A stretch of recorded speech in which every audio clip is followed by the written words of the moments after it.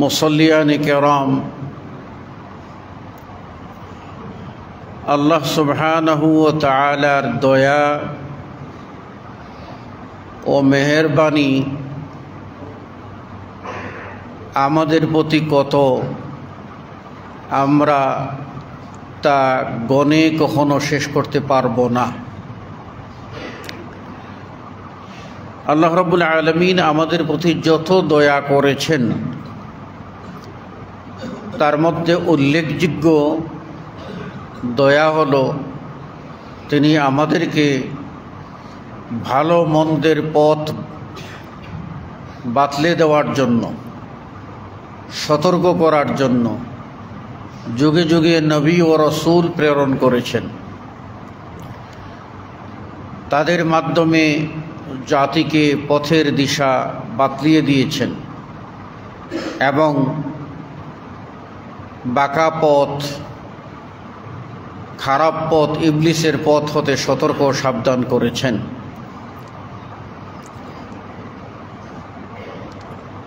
আমাদের প্রতি আল্লাহর বিশেষ দয়া হলো আমাদের জন্য নির্বাচন করেছেন সর্বশ্রেষ্ঠ রসূল মুহাম্মদুর রাসূলুল্লাহ সাল্লাল্লাহু আলাইহি ওয়াসাল্লামকে আমাদের জন্য নবী ও রসূল হিসাবে। আল্লাহ রাব্বুল আলামিন কুরআনুল কারীমে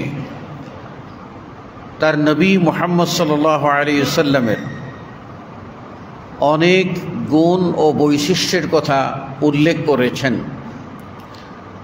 তার মধ্যে একটি বলেছেন, ওয়ামা আরসালনাকা ইল্লা রাহমাতাল লিল আলামিন, যার মর্মার্থ হলো আমি তো কেবল আপনাকেই জগৎবাসীর জন্য রহমত স্বরূপ প্রেরণ করেছি। এই জগৎবাসী বলতে শুধু যে মানুষ ও জিন তা নয়, বরং আসমানের নিচে জমিনের উপরে যত জগৎ আছে, যত শ্রেণী আছে, যত সৃষ্টি আছে, সবার জন্যই রহমত হলেন মুহাম্মদুর রাসূলুল্লাহ সাল্লাল্লাহু আলাইহি ওয়াসাল্লাম। আমাদের দুর্ভাগ্য যে আমরা নবী জীবনী ভালো করে পড়ি না এবং তার শিক্ষা আমাদের জীবনে বাস্তবায়ন করি না।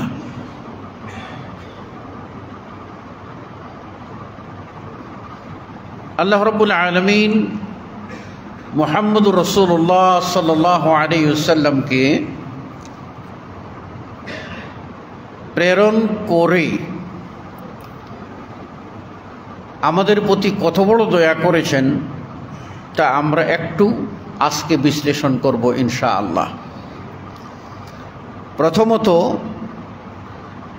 আমাদের নবীর জন্মের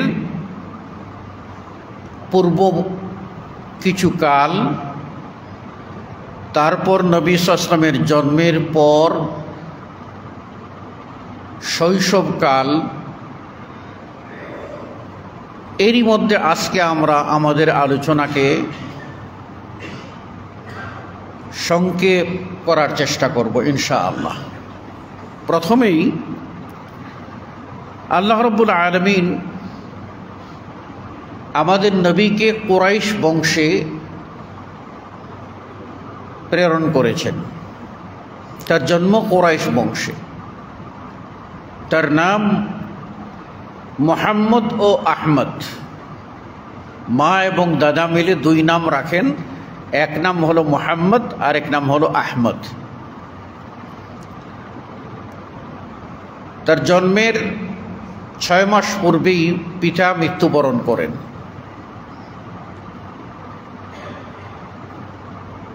এবং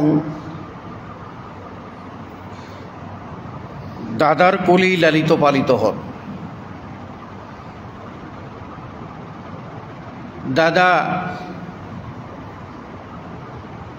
8 বছর বয়সে বিদায় গ্রহণ করেন, মাও বিদায় করেন তারই আগে।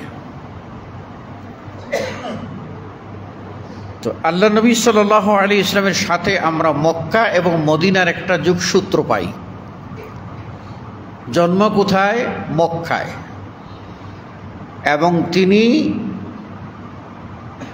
বসতি স্থাপন করেন এবং কেন্দ্রীয় মসজিদ নির্মাণ করেন কোথায়? মদিনায়। এই মদিনা এর আসল নাম ছিল ইয়াসরিব। ইয়াসরিব হলো নূহ আলাইহিস ইসলামের সন্তানদের অধস্তন ষষ্ঠ পুরুষ, তার নাম ছিল ইয়াসরিব। তিনি ছিলেন পর্যটক, ঘুরে ঘুরে এসে এই শহরটা খুঁজে পান এবং তারই নামানুসারে এর নামকরণ করা হয় ইয়াসরিব শহর। যেমন আমরা জানি জর্জ ওয়াশিংটন তিনি শহরের আবিষ্কার করলেন, তার নামেই এটা হলো ওয়াশিংটন শহর হলো। সে যুগেই ইয়াসরিবের নামানুসারে যাকে আজকে আমরা মদিনা বলছি সেটা ইয়াসরিব নামেই প্রসিদ্ধ ছিল। আল্লাহ নবী সাল্লাল্লাহু আলাইহি ওয়াসাল্লামের হিজরতের পর এটা মদিনাতুন নবী বা নবীর শহর নামে প্রসিদ্ধি লাভ করে। কুরাইশ বংশের যারা বাইতুল্লাহ কাবার নেতৃত্ব দিতেন, সেবক হিসাবে ছিলেন, মোতাওয়াল্লি ছিলেন, তাদের একটি সফর ইয়াসরিবে ছিল। ইয়াসরিবে যাওয়ার পরে বনু হাশেম গোত্রের মানে রসুলের দাদার বংশের কিছু লোক ইয়াসরিবে থেকে যান এবং ইয়াসরিবে বিবাহ শাদী করেন। সেই ইয়াসরিবে জন্মগ্রহণ করেন রাসূল সাল্লাল্লাহু আলাইহি ওয়াসাল্লামের দাদা। দাদার জন্মের পরে তার নাম রাখা হয় শাইবা। শাইবা শব্দের অর্থ হল বুড়ো বা চুল দাড়ি সাদা হয়ে যাওয়া। রাসূল সাল্লাল্লাহু আলাইহি ওয়াসাল্লামের দাদা জন্মসূত্রেই সামনের দিকের দুটো চুল, এই সামনের কয়েকটা চুল সাদা ছিল বাই বর্ণ। তো ওই দেখে তার মা বলে এটা তো সাদা চুলওয়ালা, এই নাম রাখা হলো শাইবা, মানে বুড়ো বা সাদা। এক বণিকেরা যখন সফর করলেন এবং তারা গিয়ে এই শাইবার খোঁজ নিয়ে যখন জানতে পারলেন এবং দেখতে পেলেন যে খুবই সুন্দর একজন মানুষ, তারা এসে মক্কায় খবর দিলেন। তখন মক্কার যিনি মোতাওয়াল্লি ছিলেন তার নাম ছিল মুত্তালিব। এই মুত্তালিব তিনি তখন সিদ্ধান্ত নিলেন তারই বংশে অর্থাৎ তার নিজের কোনো সন্তান যেহেতু নাই, কাবার মোতাওয়াল্লি কে হবে, অতএব ভাইয়ের ঘরে জন্ম নেওয়া ভ্রাতুষ্পুত্র ভাতিজা সেটা ইয়াসরিবে জন্মগ্রহণ করেছে, কাজেই তাকে আমাকে মক্কায় নিয়ে আসতেই হবে। তাকে যখন মক্কায় নিয়ে আসা হলো এবং এত সুন্দর চাঁদের মতো ফুটফুট বলে সেরকম সুন্দর একটা ছেলে যখন মুত্তালিব নিয়ে আসলেন, মক্কা শহরের কাছাকাছি আসলে মানুষরা দল বেঁধে তাকে স্বাগত জানাইতে গেলেন। গিয়ে সুন্দর চেহারার এই মানুষ দেখে বললেন এমন একটা মানুষ নিয়ে আসছে, সেটা আব্দুল মুত্তালিব। মানে মুত্তালিবের দাস। এই নামে মানুষ একটা পরিচিতি তুলে দিল। পরে আর রসুলের দাদা তিনি সাইবা নামে পরিচিত হলেন না, জনগণের সামনে পরিচিত হলেন আব্দুল মুত্তালিব নামে। আর এই পরিচিত শব্দটাই তিনি নিজে বলছেন অষ্টম হিজরিতে হুনাইনের যুদ্ধে, বলছেন আনা নবিয়্যু লা কাযিব আনা ইবনু আব্দুল মুত্তালিব, আমি মিথ্যা নবী নই, আমি সত্য নবী, আর আমি আব্দুল মুত্তালিবের সন্তান, অর্থাৎ আব্দুল মুত্তালিব আমার দাদা। এই হলো প্রথম একটি প্রেক্ষিত যে রাসূল সাল্লাল্লাহু আলাইহি ওয়াসাল্লামের দাদা, তার আসল নাম ছিল সাইবা, কিন্তু তিনি তার চাচার কোলে এসে তিনি হয়ে যান আব্দুল মুত্তালিব। পরবর্তীতে এই আব্দুল মুত্তালিবই মক্কার নেতৃত্ব দেন। রাসূল সাল্লাল্লাহু আলাইহি ওয়াসাল্লামের জন্মের আগে কয়েকটি ঘটনা ঘটে যেগুলি শুভ ইঙ্গিত বহন করে। তার মধ্যে একটি হলো আল্লাহ নবী সাল্লাল্লাহু আলাইহি ওয়াসাল্লাম জন্মের আগেই কাবাকে ধ্বংস করার জন্য আব্রাহা আসে ইয়ামান থেকে।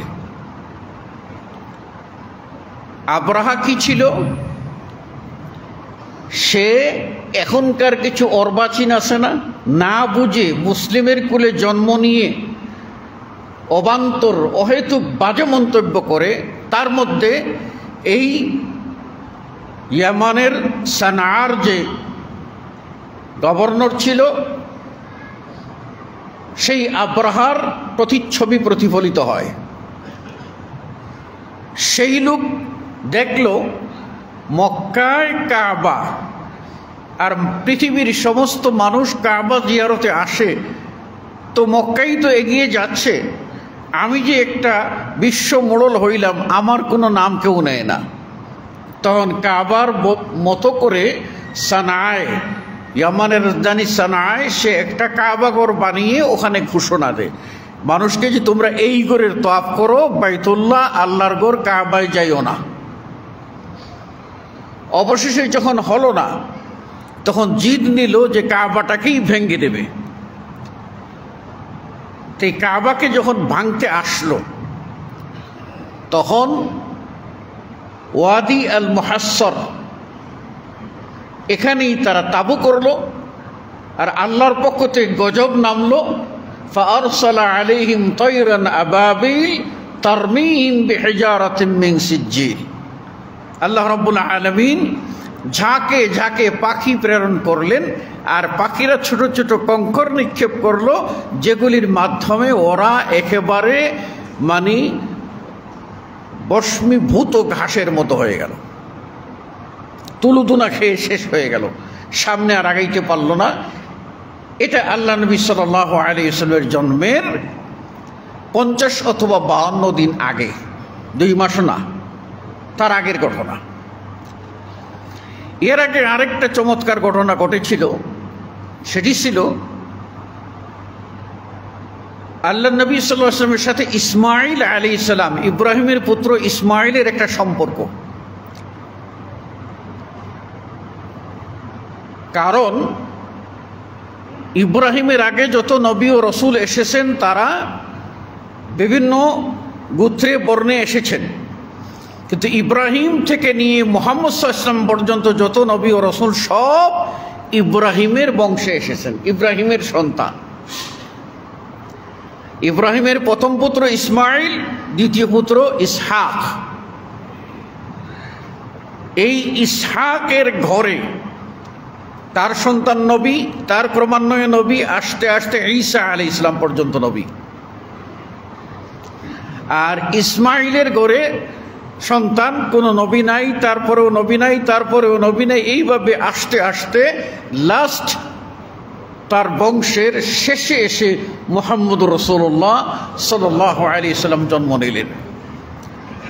তো মুহাম্মদ সাল্লাল্লাহু আলাইহি সাল্লাম ইব্রাহিমের পুত্র ইসমাইল, ইসমাইলের বংশধর এবং চূড়ান্ত নবী। আল্লাহ নবী সাল্লাল্লাহু আলাইহি ওয়াসাল্লাম থেকে একটা প্রসিদ্ধ কথা আছে যে আনা ইবনুজ যাবিহাইন, আমি দুইজন জবেহকৃত মানুষের সন্তান। কিরকম?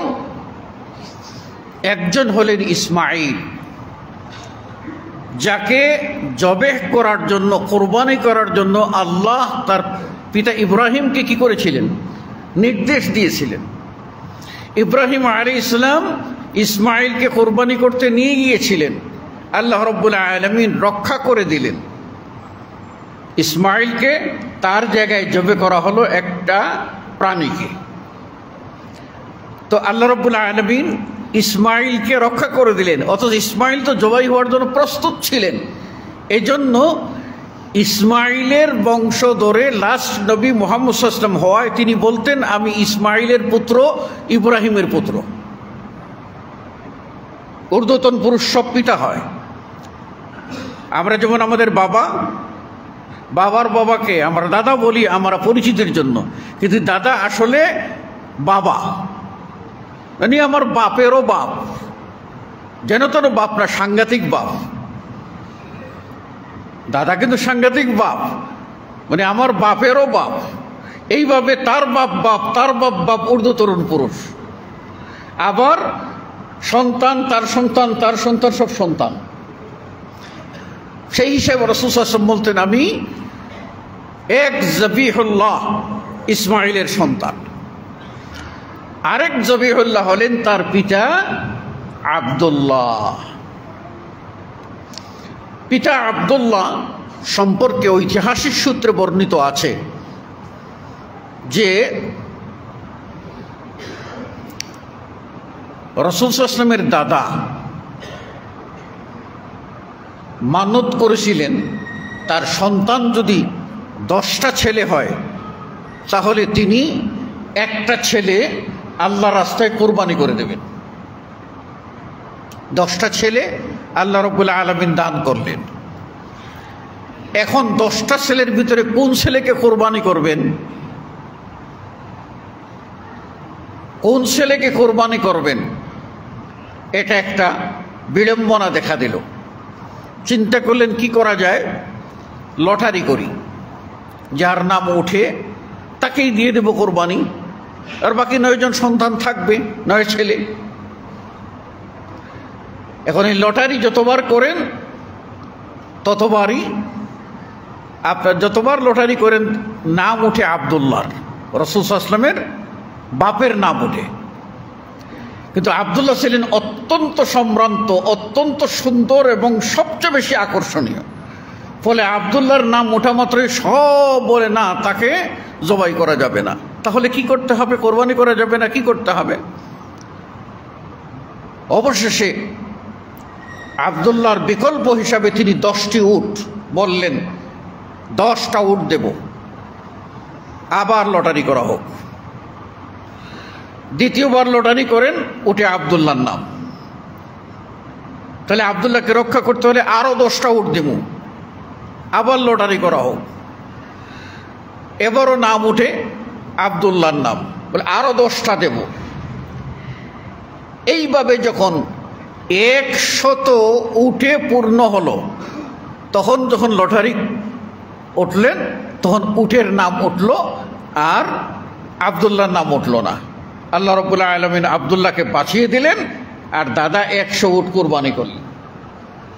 তো সুতরাং তার বাপ তো ওই জবাই হওয়ার কথা, সে কারণে রাসূল সাল্লাল্লাহু আলাইহি ওয়াসাল্লাম বলেন, আমার বাবাও সেই জবিহুল্লাহ, ইসমাইল যেরকম ঠিক এই রকম, আমি 2 জবিহুল্লাহর পুত্র। মুহাম্মদুর রাসূলুল্লাহ সাল্লাল্লাহু আলাইহি ওয়াসাল্লাম তিনি জন্মগ্রহণের আগে হঠাৎ কি হয়ে গেল, কয়েক বছরের জন্য জমজম পানি বন্ধ হয়ে গেল। জমজম পানির ইতিহাস আপনারা জানেন। এই জমজম পানিটা শুরু হয়েছে রাসূল সাল্লাল্লাহু আলাইহি ওয়াসাল্লামের ঊর্ধ্বতন পুরুষ নবী ইসমাইল আলাইহিস ইসলামের পায়ের আঘাতে ওই জায়গায়। তাহলে প্রথম তার বাপ পূর্বপুরুষ নবী ইসমাইল, এটার সূচনাই জমজমের। চলতে থাকলো যুগ পর যুগ, যুগ পর যুগ। মাঝখানে একবার বাধা হয়েছিল, আবার খোলা হলো। কিন্তু আল্লাহ নবী সাল্লাল্লাহু আলাইহি ওয়াসাল্লাম জন্মের আগে আবার পানি বন্ধ হয়ে গেল।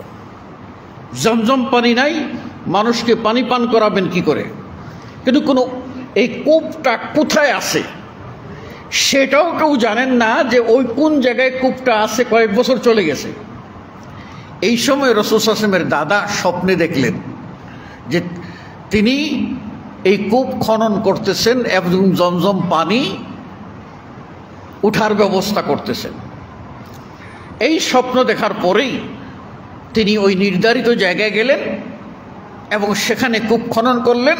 আল্লাহ রাব্বুল আলামিন এই জমজম পানি পুনরায় জারি করে দিল। আজও পর্যন্ত আছে, আজও পর্যন্ত আছে। এটা আল্লাহর অন্যতম একটা রহমত। এরপরে আরেকটি ঘটনা আছে। আল্লাহ নবী সাল্লাল্লাহু আলাইহি ওয়াসাল্লাম জন্মের পরেই কিছুদিনের মধ্যে আবার খরা দিল, অনাবৃষ্টি। বৃষ্টির জন্য মানুষ হাহাকার। তখন আব্দুল মুত্তালিব নাতি মুহাম্মদ সাল্লাল্লাহু আলাইহি ওয়াসাল্লামকে হাতে নিলেন, কুলে যেরকম নিয়ে হাতে, এবং কুলে হাতে করে নিয়ে বাচ্চাদেরকে আদর করে উপরে ঢিল মারে, আবার কুলে নয়। জনগণ ভিড় জমেছে, পানির জন্য হাহাকার। তখন তিনি আল্লাহ নবী সাল্লাল্লাহু আলাইহি ওয়াসাল্লাম কুলের বাচ্চা, তাকে এরকম উপর দিকে একটু ঢিল মেরে আবার লুফে নিয়ে বললেন, আল্লাহুম্মা আগিসনা গায়সাম মুগীসা, হে আল্লাহ তুমি আমাদেরকে পরিতৃপ্ত পানি দাও। এই দুইবার এইরকম করে উপরে উঠিয়ে ঢিল মেরে আবার কোলে নিয়ে এই দোয়াটা করছিলেন। সাথে সাথেই আল্লাহ রাব্বুল আলামিন মানে মেঘে আকাশ ঢাকিয়ে দিলেন এবং কিছুক্ষণের মধ্যেই বৃষ্টি শুরু হয়ে গেল। এগুলিও শুভ লক্ষণ। জন্ম হওয়ার পরেই কিছুদিনের মধ্যেই আল্লাহ নবী সাল্লাল্লাহু আলাইহি ওয়াসাল্লামকে নিয়ে যাওয়ার জন্য আসলো তায়েফ থেকে সাদিয়া গোত্রের হালিমা আসলেন। কেন আসলেন এটা আমাদের মনে রাখতে হবে, যে আমাদের শহরের ভাষা আর গ্রামের ভাষা এক নয়। শহরের ভাষা হলো বিভিন্ন ডিস্ট্রিক্টের ভাষাভাষী মানুষের একত্রে মিশ্রণের ফলে শহরের ভাষাটা অরিজিনালিটি থাকে না। অরিজিনাল ভাষা থাকে কোথায়? গ্রামে। এবং গ্রামের আলো বাতাস এটা থাকে পিওর, স্বচ্ছ। তাই আল্লাহ নবী সাল্লাল্লাহু আলাইহি ওয়াসাল্লাম যে যুগে জন্ম নিয়েছিলেন সেই যুগের মানুষের প্রথা ছিল এইরকম, যে মক্কা শহর পাশের গ্রাম অঞ্চল থেকে কিছু মানুষ আসতেন, তারা ধাত্রী হিসাবে। তারা ধনী মানুষের শহরের সন্তানদেরকে নিয়ে দুধ পান করাইতেন, লালন পালন করতেন। এর বিনিময়ে তারা কিছু কামাই করতেন। এই কামাই করার আশায় তারা যখন মক্কায় আসলেন, এক দল হালিমা সাদিয়া আসলেন। তিনি যে প্রাণীর উপরে আরোহণ করে আসলেন সেটা একেবারে দুর্বল, গরিব মানুষ তিনি। তো পথেই বাকি সব তাকে ফেলে চলে আসলো, তিনি আগাইতে পারছেন না। এরপর ওরা আসলো, এসে ধনী পরিবারের সন্তানদেরকে নিয়ে চলে গেল। গরিব পরিবারের সন্তান মুহাম্মদকে কে লালন পালন করবে? অবশেষে হালিমা আসলেন এবং তিনি আল্লাহ রাসূল সাল্লাল্লাহু আলাইহি ওয়াসাল্লামকে মুহাম্মদকে নিয়ে চলে গেলেন। নিয়ে যাওয়ার সাথে সাথেই আল্লাহ রাব্বুল আলামিনের অসীম কুদরত প্রকাশ পেল। তিনি ওই আরোহীটার উপরে যখন আল্লাহ রসুলকে কোলে নিয়ে বসলেন, তখন আরোহীটা পূর্ণ তেজ ফিরে পেল এবং পথে যে কাফেলা ফেরত যাচ্ছে তিনি দৌড়ে গিয়ে ওদের সাথে আবার মিলিত হলেন। যে এত তেজে গিয়ে যেতে পারল, এটাও আল্লাহ রাব্বুল আলামিনের একটা অলৌকিক বিষয়ের অন্তর্ভুক্ত। এবং হালিমা কি খেতেন আর কি দুগ্ধ হতো, তার ভাই দুগ্ধময়ের সন্তান, আর তিনি পরিতৃপ্ত করে দুধ পান করতেন আর গ্রামের আসল আরবি ভাষা শিখতেন। এটা ছিল অন্যতম প্রাপ্তি। সেখানেই তিনি বড় হলেন। এরপর তাকে ফেরত আনা হলো, আবার পাঠিয়ে দেওয়া হলো। একবার ফেরত আনা হয়েছিল এইভাবে যে তার দুগ্ধ ভ্রাতা এসে বলছিল মুহাম্মদ এর সাথে কি যেন একটা ঘটেছে, অর্থাৎ প্রথম তার বক্ষ বিদীর্ণের ঘটনা ঘটেছিল সেই তায়েফে বনু সাদ গোত্রের ভিতরে হালিমা সাদিয়ার ওখানে। মা তখন ভয় পেয়ে গেলেন। ফেরেশতারা বক্ষ বিদীর্ণ করে বরকত পরিপূর্ণ করে দিল এবং এটা তিনি শোনার পরে ভয় পেয়ে গেলেন। তিনি তখন মনে করলেন পরের সন্তান আরেক বিপদে পড়ব। দৌড়ে তিনি নিয়ে এসে মক্কায় পৌঁছে দিলেন এবং বলেন আপনারা আপনার সন্তানকে রাখুন। তারা আবার ফেরত দিল যে না, কোনো অসুবিধা নেই, আপনি নিরাপদে রাখতে থাকুন, আপনার কাছেই নিরাপদ। নিয়ে লালন পালন করলেন। এটাও একটা অলৌকিক ঘটনা। তারপর ঘটনা হলো তিনি সেখান থেকে আল্লাহ রাসূল সাল্লাল্লাহু আলাইহি ওয়াসাল্লাম নিজ এলাকায় আসলেন। এলাকায় আসার পরে তিনি একটু বড়। এই সময়ে আরবের মুশরিকরা সিদ্ধান্ত নিল কাবা ভেঙ্গে পুনরায় নির্মাণ করবে এবং সিদ্ধান্তের মধ্যে ছিল তারা কাবা ভাঙবে আর হালাল, তাদের দৃষ্টিতে যে পয়সাগুলি হালাল, এই হালাল পয়সা দিয়ে আল্লাহর ঘর নির্মাণ করবে। ইব্রাহিম আলাইহিস সালাম নির্মাণ করেছিলেন, কাবার 4 কোণা ছিল আর 2টা দরজা ছিল। আরবের মুশরিকরা যখন কাবা ভাঙল তখন রাসূল সাল্লাল্লাহু আলাইহি ওয়াসাল্লাম অংশ নিয়েছিলেন পাথর বহনে, এটার প্রমাণ পাওয়া যায়।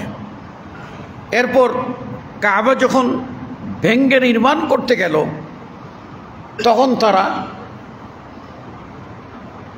2টা খারাপ চিন্তা তাদের ভিতরে আসলো। একটা হলো যে কাবাকে আমরা বানাবো, ইব্রাহিমের ভিত্তির উপরে আমরা রাখতে পারবো না। কেন রাখতে পারবো না? আমাদের টাকা কম, কাজেই উত্তর দিক থেকে কিছু অংশ ছেড়ে দিয়ে কাবাকে আমরা ছোট করে নির্মাণ করব। এই ছোট করে নির্মাণ করতে গিয়ে উত্তর পূর্ব কোণ, উত্তর পশ্চিম কোণ 2 কোণ বাদ পড়ে যায়।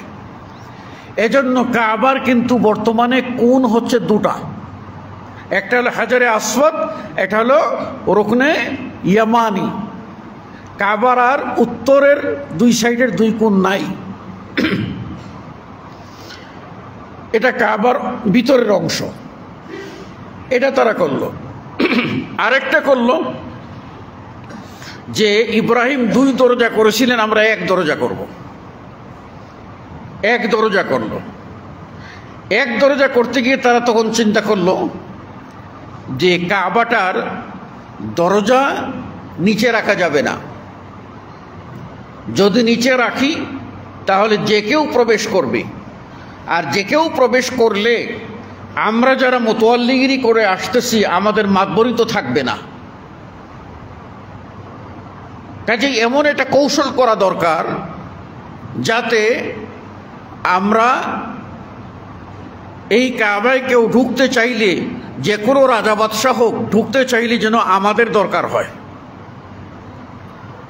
তখন তারা চিন্তা করে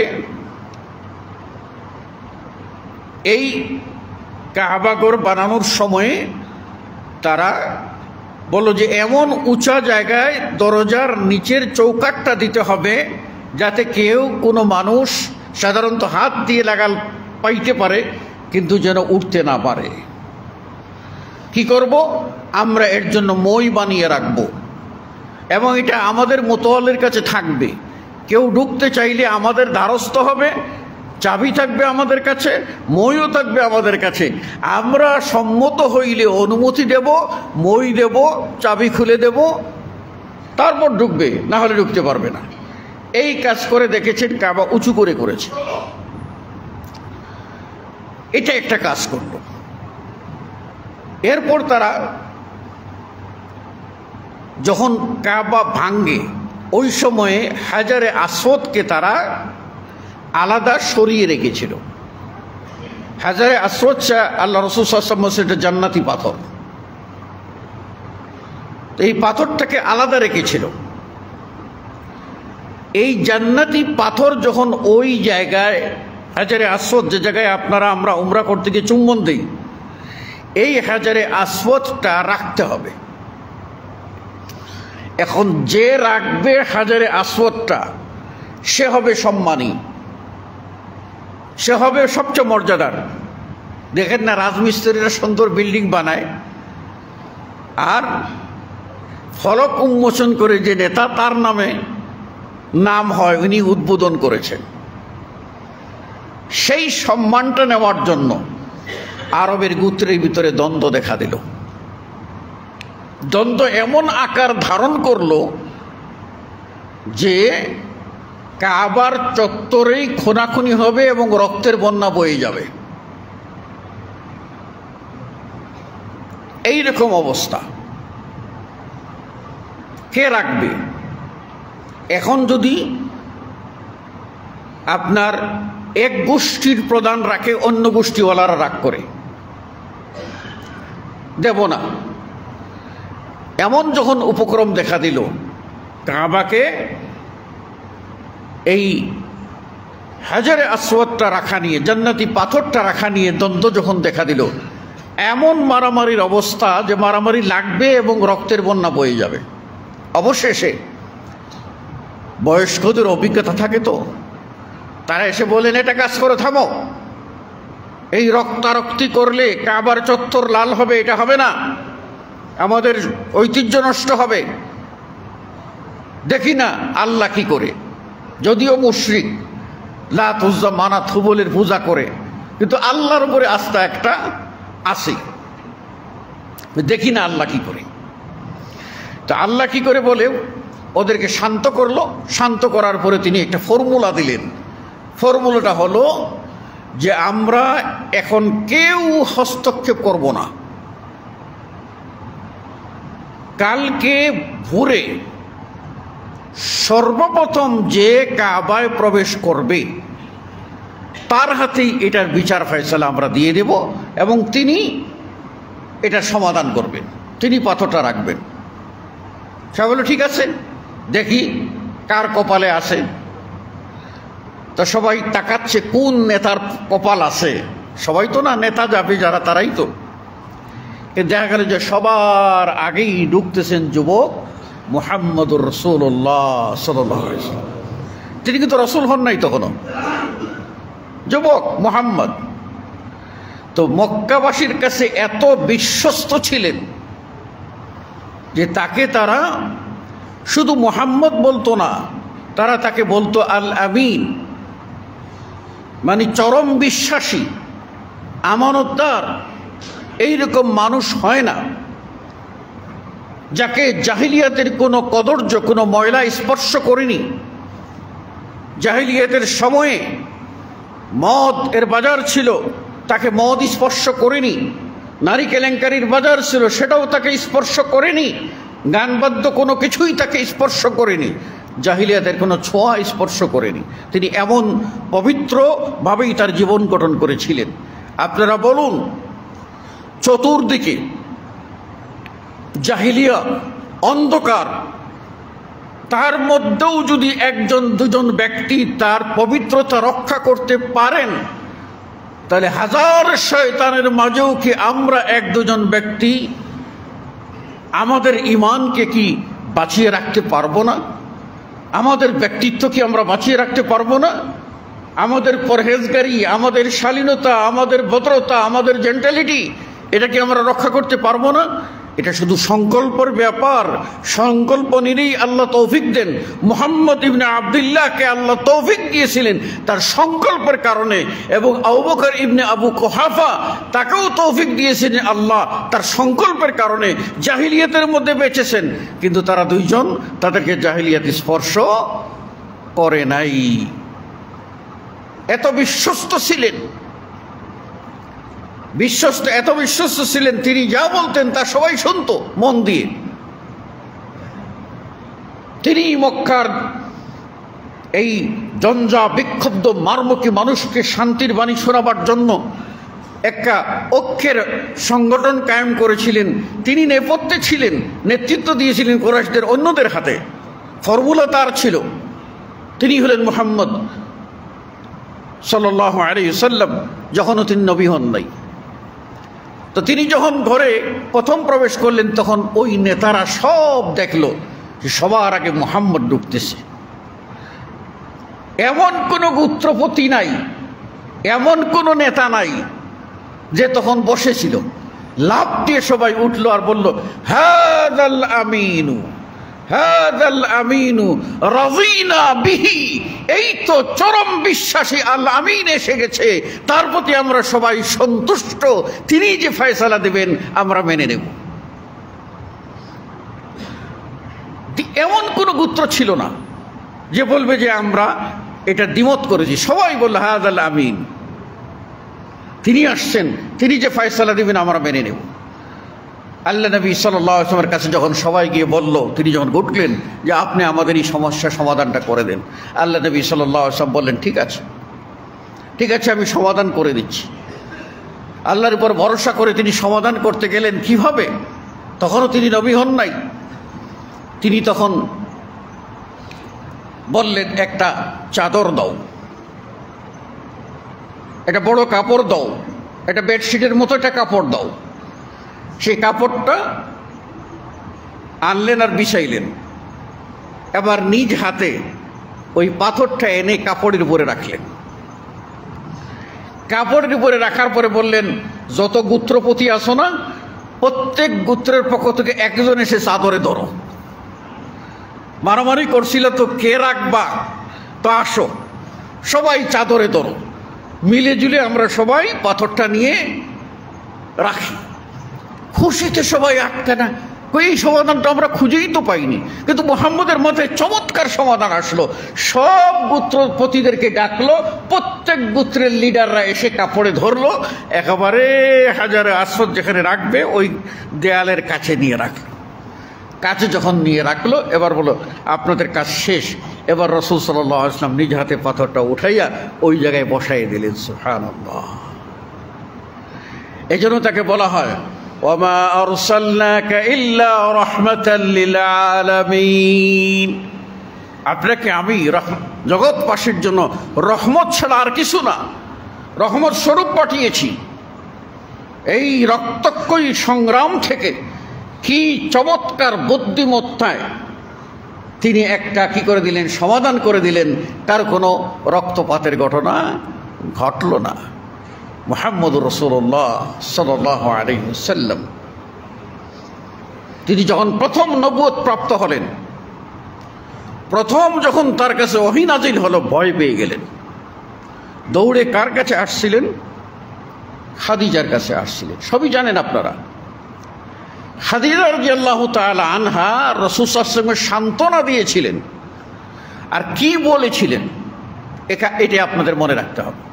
তিনি বলছিলেন, লা ইউখজিয়াকাল্লাহু আবাদা, অবশ্যই আল্লাহ কখনো আপনাকে বিপদগামী করবেন না। ভয় পাচ্ছেন কেন? আপনি কে? আপনি তো সেই মুহাম্মদ। কোন দুর্বল মানুষ পেলে তার সহায়তা করেছেন। আপনি সেই মানুষ যে বুড়ো মানুষ কাঁধে ভর করে কিছু নিয়ে যেতে পারতো না, আপনি তার বোঝাটা মাথায় তুলে নিয়ে বহন করে এগিয়ে দিয়ে আসছিলেন। আপনি তো সেই মানুষ যারা কুয়া থেকে রশি দিয়ে টেনে পানি উঠে পানি পান করার সামর্থ্য পেত না, আপনি নিজ হাতে রশি দিয়ে পানি উঠাইয়া তাদেরকে পানি পান করাই দিয়েছেন। আপনি তো ওই মানুষ, আপনি নিজে খেতে পারেন না কষ্ট, তারপরেও আপনার চাচার সন্তানদেরকে পালন করার ক্ষমতা নাই, আলীকে আপনার দায়িত্বে নিয়ে এসে নিজের এক টুকরা রুটির অর্ধেক আপনার ভাতিজাকে খাইয়ে পালন করেছিলেন, আর এক টুকরা দিয়ে নিজে খাইয়ে বেঁচেছিলেন। আপনি তো সেই মানুষ অসহায়ের মানুষের পাশে দাঁড়িয়েছিলেন। আপনি তো সেই মানুষ অবলা নারী তাদের সম্মানের দিকে তাকিয়েছিলেন, বৃদ্ধা চলতে পারে না তার গাঁঠি টেনে দিয়েছিলেন। আপনি এত মহৎ কার্য করেছেন, আপনাকে আপনার রব কখনো বিভ্রান্ত করবেন না। সুতরাং আজও যদি আপনি এই মহৎ গুণের অধিকারী হন, তাহলে আপনাকে আল্লাহ দুনিয়ায় বিভ্রান্ত করবে না, আখিরাতেও বিভ্রান্ত করবে না ইনশাআল্লাহ। দুনিয়ায় বিজয়ী হবেন, আখিরাতেও বিজয়ী হবেন। যদি আজ আপনার মাধ্যমে এরকম হয়, আমার কথা দ্বারা কাউকে কষ্ট দেব না, আমার হাত দ্বারা কাউকে কষ্ট দেব না, আমার পেশি শক্তি দ্বারা কাউকে কষ্ট দেব না, আমি পারলে দুর্বল মানুষের পাশে গিয়ে দাঁড়াবো, একজন অসহায় মানুষ মুসলিম তাকে আমি সালাম দেব, যে বর্ণ এবং যে ভাষার হোক না কেন, আর যে কাজই করুক না কেন, উঁচুর উঁচুর ভেদাভেদ আমি ভুলবো না, যেমনটি করেছিলেন মুহাম্মদুর রাসূলুল্লাহ সাল্লাল্লাহু আলাইহি ওয়াসাল্লাম। আমরা যদি এই গুণ ও বৈশিষ্ট্যের অধিকারী হতে পারি, তাহলে আজকেও আমরা মহৎ মানুষ হিসাবে গণ্য হব, এবং মরার পরেও আমরা মহৎ মানুষ হিসাবেই আল্লাহর প্রিয় পাত্র হয়ে আল্লাহর নবীর সঙ্গী হব, এবং জান্নাতে আমরা এগিয়ে যাব, জান্নাতে প্রবেশ করব। শোক ভোগ সবই করতে হয়, দুনিয়া পরীক্ষার ক্ষেত্র মনে রাখবেন। আফাহাসিবান নাসু আন ইউতরাকু আন ইয়াকুলু আমান্না ওয়া হুম লা ইফতানুন। মানুষেরা কি এই বিশ্বাস নিয়ে বসে আছে যে তারা কালিমা পাঠ করেছে জান্নাতে চলে যাবে, তাদের কোনো আর পরীক্ষা নিরীক্ষা হবে না? আপনার আমার জীবনে কত পরীক্ষা আসতে পারে, সেগুলি থেকে আপনাকে অবশ্যই উত্তীর্ণ হতে হবে। তাই মুহাম্মদুর রাসূলুল্লাহ সাল্লাল্লাহু আলাইহি ওয়াসাল্লামের নবুয়তের আগের জিন্দেগিগুলি আপনি লক্ষ্য করে দেখেন। সৎ মানুষ হিসাবে সমাজে তিনি নবী নন, তিনি রাসূল নন, সৎ মানুষ হিসাবে সমাজে নিজেকে প্রতিষ্ঠা কিভাবে করেছিলেন। আল্লাহ রাব্বুল আলামিন আমাদেরকে এর থেকে শিক্ষা নিয়ে আদর্শ মানুষ হওয়ার তৌফিক দান করুন। আমিন। আকুলু কওলি হাযা আস্তাগফিরুল্লাহ লি ওয়া লাকুম ওয়া লিসাইরিল মুসলিমিন। বারাকাল্লাহু লানা ওয়া লাকুম ফিল কুরআনিল আযীম ওয়া নাফা'নি ওয়া ইয়্যাকুম বিল আয়াতি ওয়া যিকরিল হাকীম। ইন্নাহু তাআলা জাওয়াদুন কারীমুন ওয়া লাকুম রাউফুর রহিম। ফাস্তাগফিরুহু মিন কুল্লি যামবিন ইন্নাহু হুয়াল গফুরুর রহিম।